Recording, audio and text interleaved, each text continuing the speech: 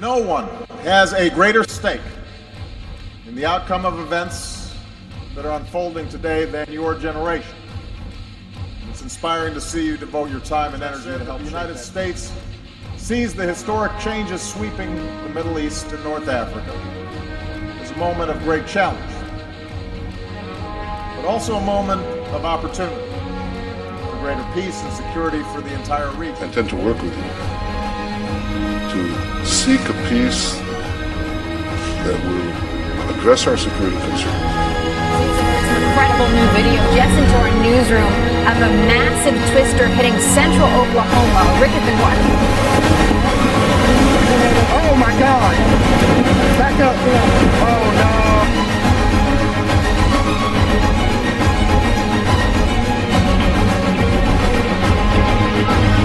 Hey!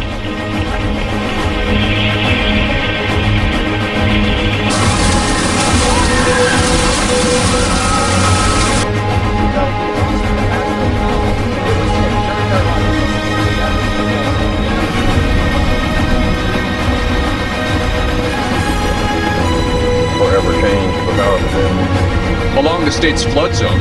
Here, he and his crew were on the ground in central Oklahoma. He is also a severe storms researcher. Tim, welcome.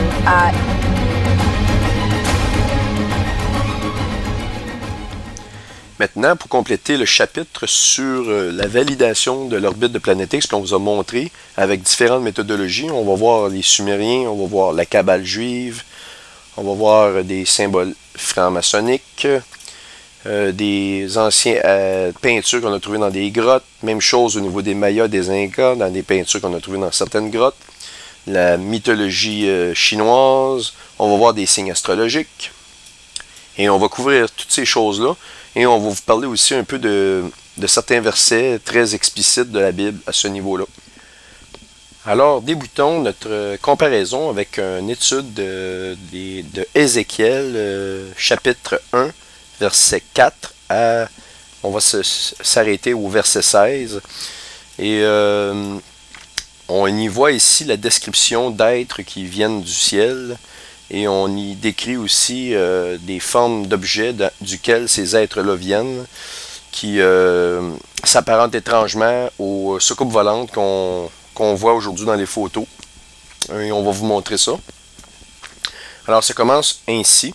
« Je regardai, et voici, il vint du septentrion, un vent impétueux, une grosse nuée et une gerbe de feu, qui répandait de tous côtés une lumière éclatante, au centre de laquelle brillait comme de l'airain poli, sorti du milieu du feu.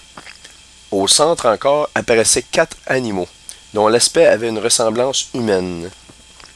Chacun d'eux avait 4 faces, et chacun avait 4 ailes. Leurs pieds étaient droits, et la plante de leurs pieds était comme celle du pied d'un veau. Ils étincelaient comme de l'airain poli. Ils avaient des mains d'hommes sous les ailes à leurs 4 côtés, et tous les 4 avaient leurs faces et leurs ailes. Regardez bien ici, on va vous montrer une image des Anunnaki, selon les Sumériens. Et quand on regarde la description des textes, avec 4 ailes, 1, 2, 3 et 4.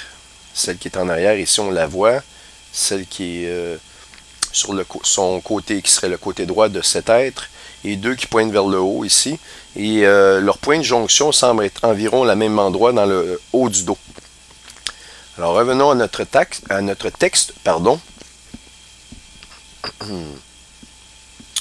Donc, leur aile était jointe l'une à l'autre. Donc, on voit vraiment sur l'image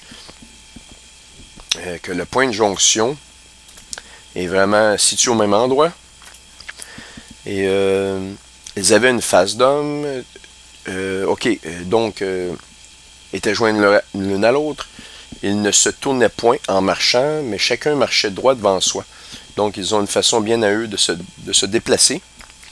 Et on parle maintenant des caractéristiques de leur visage. Quant à la figure de leur face, ils avaient tous une face d'homme.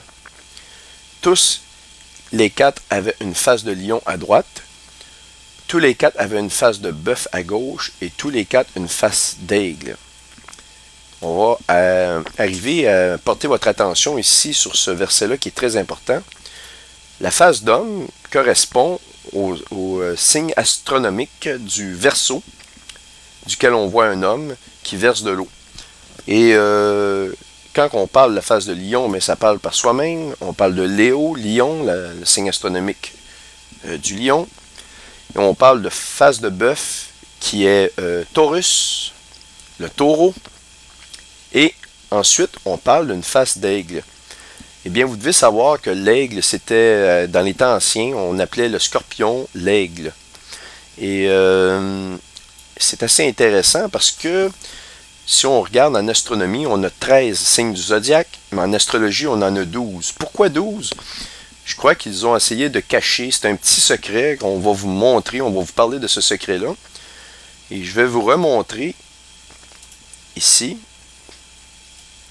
l'orbite en 2 dimensions qu'on vous avait présenté avec les 4 signes. Donc on parle du scorpion et qui est l'aigle, on parle du lion Léo, on parle du taureau Taurus et on parle de la face de l'homme, l'Aquarius, qui correspond aux 4 points dans lesquels le grand axe de l'ellipse est aligné et la petite axe de l'ellipse est aussi aligné. Ces 4 points-là sont vraiment importants et on les retrouve aussi dans la Bible.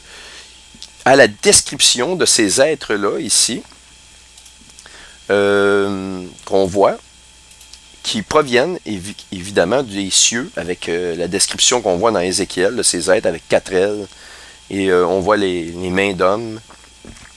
Et voilà, c'est quelque chose d'assez descriptif qu'on a ici dans Ézéchiel.